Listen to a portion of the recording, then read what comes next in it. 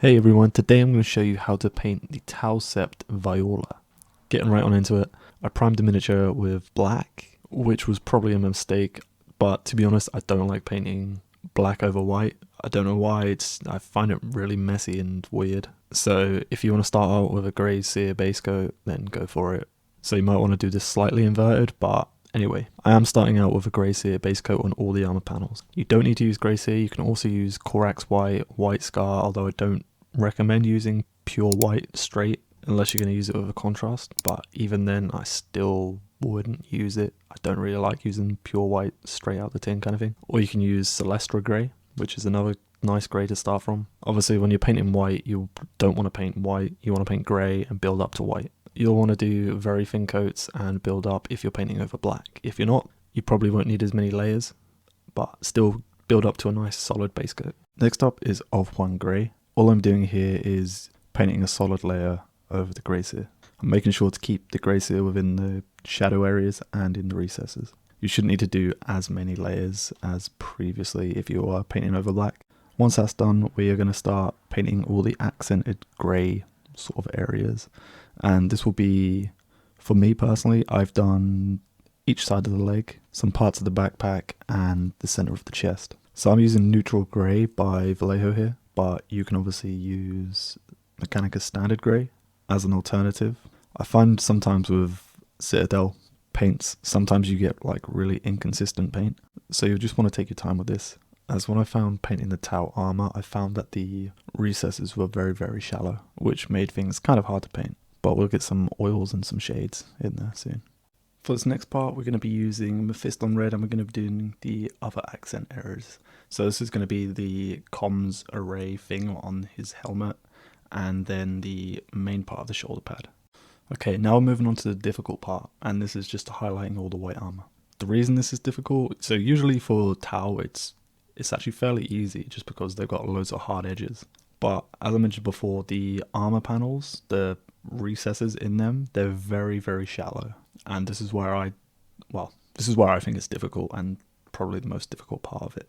Obviously, with the armor panels, if you're highlighting each armor panel, you can't really use the edge of your brush. So you'll need to use the tip of your brush. And what I like to do is load up the brush, dab off any excess, and then spin the brush against the palette to make a nice fine point. And then you should be good to go. So with this, I'm literally just doing one highlight and that's all. And you just want to make sure you're taking your time and going slowly. And as I usually say, you don't have to highlight absolutely everything. You don't need to highlight each individual armor panel. You can just highlight the raised edges. Next we're going back to the red and we're coming in with Evil Sun Scarlet. I actually love all of the Citadel reds. I think that's so good. I think Evil Sun Scarlet is probably my favorite red. But all we're doing here is just highlighting the previous locations what we painted red. So you should be able to use your edge of your brush to highlight these. So you can either decide to do it a bit chunkier or you can just do a final edge highlight, as we are going to come in with Wild Rider Red after. Right, so next up is Wild Rider Red, and we're just going over the previous Evil Sun Scarlet layer.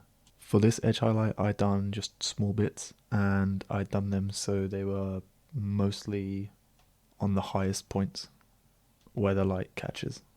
So this one is going to be your very fine highlight, or if you wanted to go even further, you could do like an extra orange, like Fire Dragon Bright, and just do like a dot highlight. But I'm not going that far, I'm just doing to Wild Rider Red. Next up is Dawnstone Grey, and there shouldn't be too much to highlight on here, but it probably is one of the most difficult bits, as well as the white, just because it's also on the armor panels if you put some on the armor panels. So previously, as mentioned, for the armor panels you want to use the tip of your brush, just because using the edge is going to be too difficult and you don't want to hit any of the white highlighted areas. So again, just take your time and make sure you've got a nice tip on your brush. For this next part, you can just do dot highlights or you can do full edge highlights. I would say partial edge highlights anyway, and you want to do these quite fine. I'm using Administratum Grey.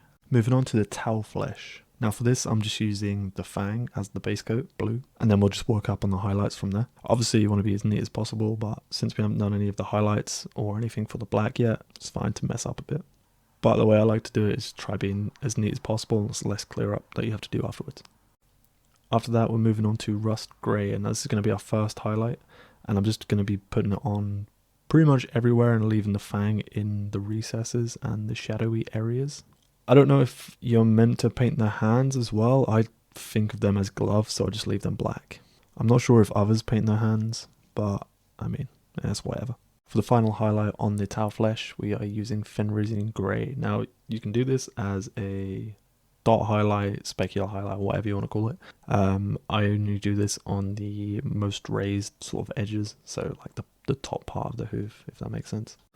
And for the final highlight, we are using Eshin Grey, and now this is going to be the black highlight. So you can do this on the gun, on the fatigues, and with this I'm just doing a volumetric / edge highlighty kind of vibe.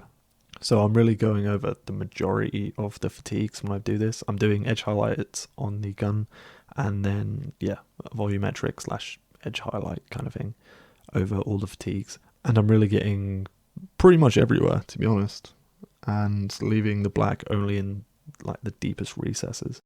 Now onto the shading. So I'm going to do some pin washes, and for this I'm using ivory black. Now I'm just creating a really thin wash with some odorless thinner, and then all I'm going to be doing is just dotting in the sort of areas.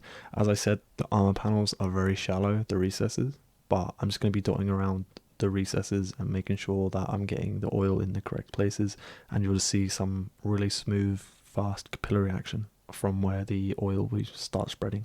The nice thing about working with oils is you have a lot of working time, and it's super easy to clean up. So I use makeup sponges. I know others use like Q-tips or cotton buds. The reason why I use makeup sponges is because they're really soft, and I find sometimes using Q-tips that they can scratch off and damage the paint job a bit. Now on this occasion I haven't varnished, but usually I would. I just wanted to try it without it, and it actually went fine. Like, there wasn't any issues. But obviously all I'm doing is just doing a little bit of cleanup from where I overspilled some of the oil. And then once I've done that, the model is done. And that is how you paint a voir'la Tau breacher. I just want to say thank you to everyone that has watched the video this far. If you like the video, then please give it a thumbs up. And if you enjoyed my content, then hit that subscribe button. If there's any further videos that you want to see, then please just leave it down in the comment section. Here's a few more of my videos that you might enjoy. Thanks for watching, and I'll see you in the next one.